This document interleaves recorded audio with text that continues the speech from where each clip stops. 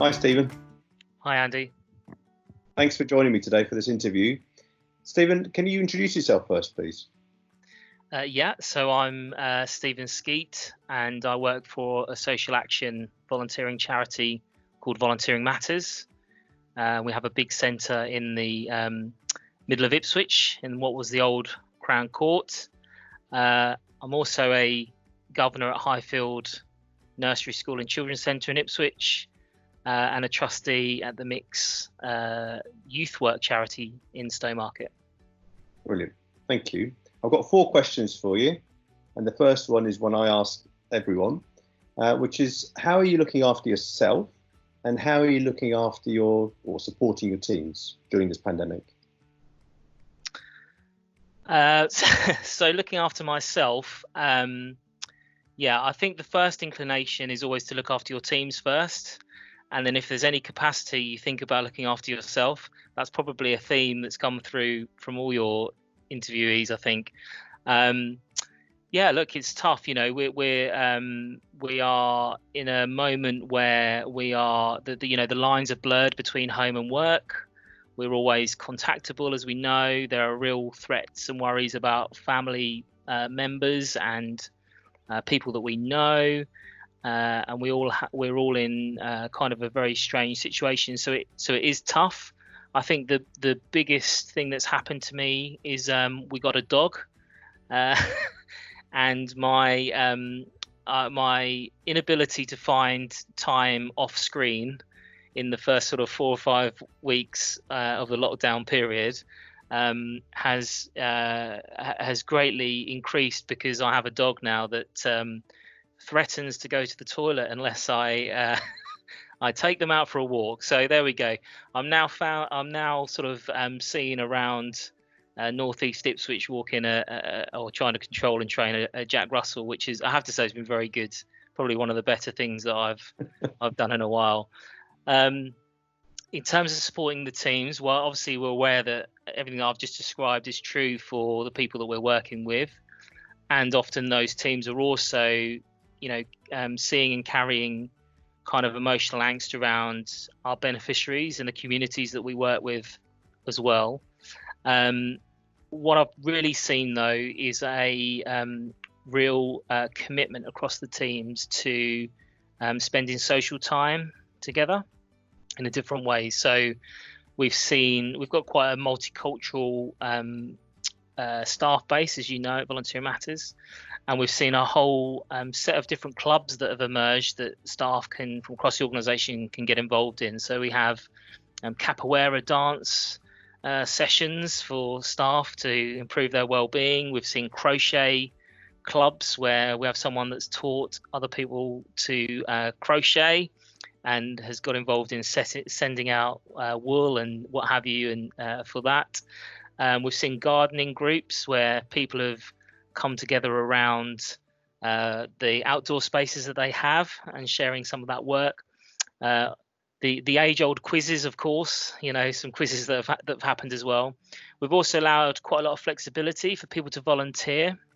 So we've had, won't surprise you, obviously, as a volunteering charity, we have a commitment to that. So we've seen people volunteer in things that have been really important to them, whether it's food banks or scrub hubs and the like, which has been great. And we've improved and revamped our employee assistance scheme, which a number of staff have got involved with in terms of providing a bit of technical additional support. So quite a few things. I think the main thing, though, has been to allow flexibility and to ensure that everyone's going through this in their own way, and that we need to be completely mindful. We sort of pride ourselves on people bringing their whole selves to work, and so if part of that has been sharing these skills around capoeira, etc., but equally, if that's not something that somebody wants to partake in, then that's fine, and it might be that we need to provide flexibility for them to do something outside of that. Very interesting. I had to smile when you said that you had your face in the screen and behind your back a dog arrives in the household. I could see that happening. It's great to hear the fact that you have all these different clubs, because some people say at the beginning of the pandemic and the lockdown, oh, this is a chance for me to learn this or that. But then they tell me, never really got on with it, but you've actually done it. And the other really interesting thing that you've just described, and I don't think people recognise this, that even charities will volunteer for other charities and other organisations. And I think that's a really important message. Thanks, Stephen. So the second question is this. What have young people's experiences of the lockdown been in the way of community life and also in education? Okay, so we have a lot of examples really from across our work, and I think there's two sort of guiding principles really. One is that young people have told us pretty much across the board that they have not felt included, and that the messaging that has come out, whether it be from local authorities, central government, even charities, has not really necessarily been aimed or inclusive of young people and what it is that they're experiencing. And sort of linked to that, across all young people really, we've seen a really heightened state of angst.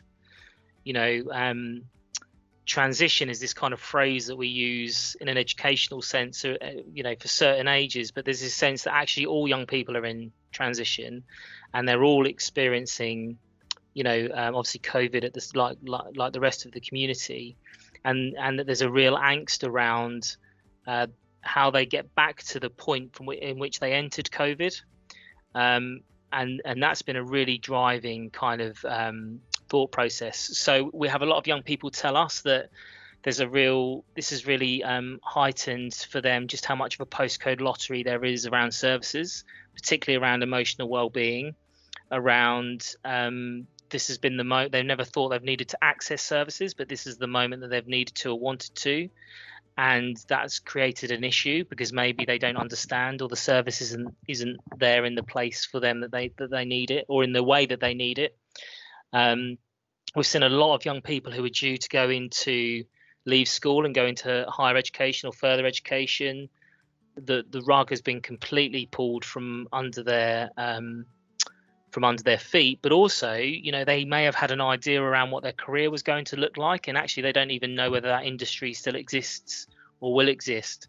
So, these are really big kind of, anxious topics really. And we've seen a lot of young people that we work with, particularly young people who are, have special educational needs, disabilities, routines completely disrupted. The world and the frames of reference that they've created for themselves have been completely changed, and that's created not only angst for them but for the parent carers and the like. We've also heard, obviously, unfortunately, a lot of pressure around relationships, particularly relationships at home, and that's a really broad spanning set of issues. School for many young people is the most protective factor in their lives, and that's been removed, and so young people have had no choice but to move into places where perhaps their relationships are not great or strained, and that's been a real problem.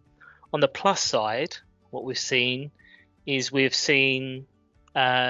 young people continue to lead in their own way. So we've seen young people become shoppers and teachers and translators and deliverers, and we've seen them creating scrubs and going to food banks and playing a really active role in their community and looking out for each other and delivering peer support for each other that's gone under the radar as it often does. So it's two tales really. It's one where, as a community or society, we haven't really spoken to young people overtly through this process, and yet they've been deeply affected by it. But of course they're incredibly resilient, and we've seen them play really active roles in their communities to try and help them get through the lockdown period.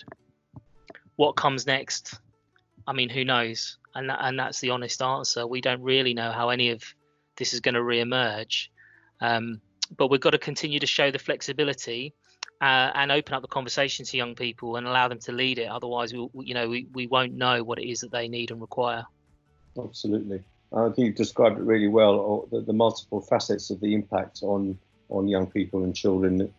during the pandemic, and at the heart of it is not being heard, or not actually the system not working with them.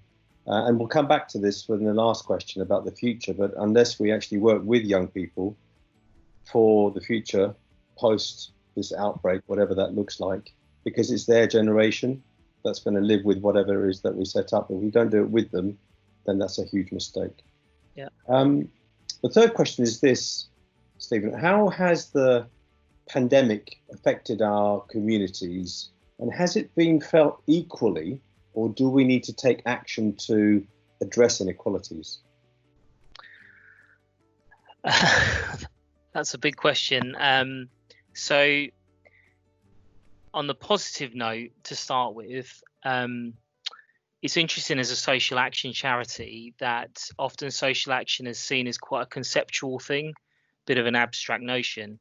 And now it's become reality, actually, for most people in communities. So many people in communities have undertaken social action volunteering through this period, whether it's mutual aid groups being set up, or pop-up scrub hubs, etc. So we've seen communities respond in a social action way, which has been really good. However, what that also does is kind of further kind of exacerbate some of the inequalities that we have. So we know that we have structural inequalities in this country.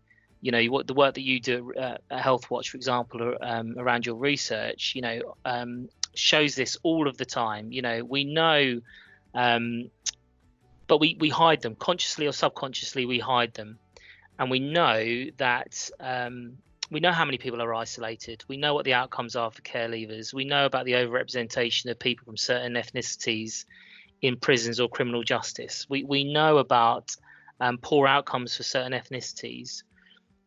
But at this one moment in time, we have a common threat which is affecting us all, and we've seen different parts of the community come through it in different ways. And therefore, that's definitely, I believe, delivered some common understanding across the piece at the same time of where all these structural inequalities lie.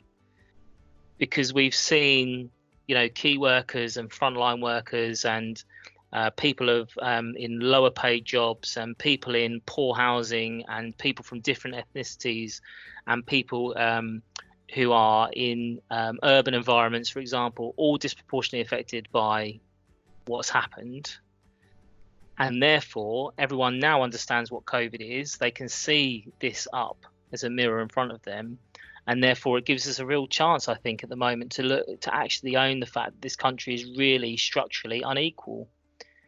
And that's the bottom line of it, really. And what we do about it now is the key question. Stephen, you've nailed it there. I completely agree. I think most people would have predicted the inequalities or the impact of the pandemic in terms of inequalities and who would be impacted and why. Because, as you said earlier, we've got all that research. We know where the dangers lie and where all the vulnerable people are. I think what's happened, as you quite rightly say, the structure, or as I would describe it, the system was poor and dysfunctional, and because of that, it's reacted in the way it has. And if anything, the inequalities or the gap has widened. Yeah. And that's why I think that you've actually nailed it, because it is about the structure. So on that note, maybe the learning will be different. I don't know. So my last question is, what do you think the learning and the challenges will be from this outbreak? So if I concentrate this really on the third sector, I guess what I would hope the learning would be is that we have a really frank conversation with ourselves about what our role is in structural inequality, because we have loads of amazing charities in Suffolk, in the UK, what have you, that do brilliant work at addressing individual inequalities. But actually, collectively, what role do we play in the continuation of structural inequalities? And I think this is a really interesting time to have that conversation. I think we've got to find a way that we can continue to platform the voice of the people that we work with, look at how we, give up some of the power that we have in the system, because we are leaders in a third sector system. Where do we give that up? How do we give that up? That can be where, changing our governance, right through to how we build solutions and projects and programs.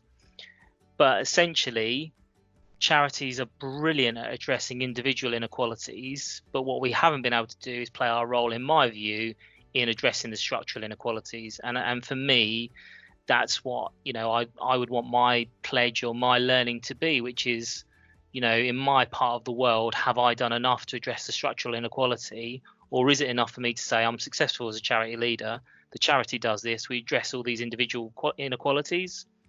To live in a country as we do at the moment, that doesn't feel enough to me for us to just address those individual inequalities. I think we've got to play a bigger role than that, and have that frank conversation with ourselves as peers about it, quite frankly. I think we find it very easy to talk about the health sector or the criminal justice sector around their role in structural inequalities, but not in our own role. And I think that's something that I've learned, I hope to continue to learn, but what I would like to see us have as we move forwards.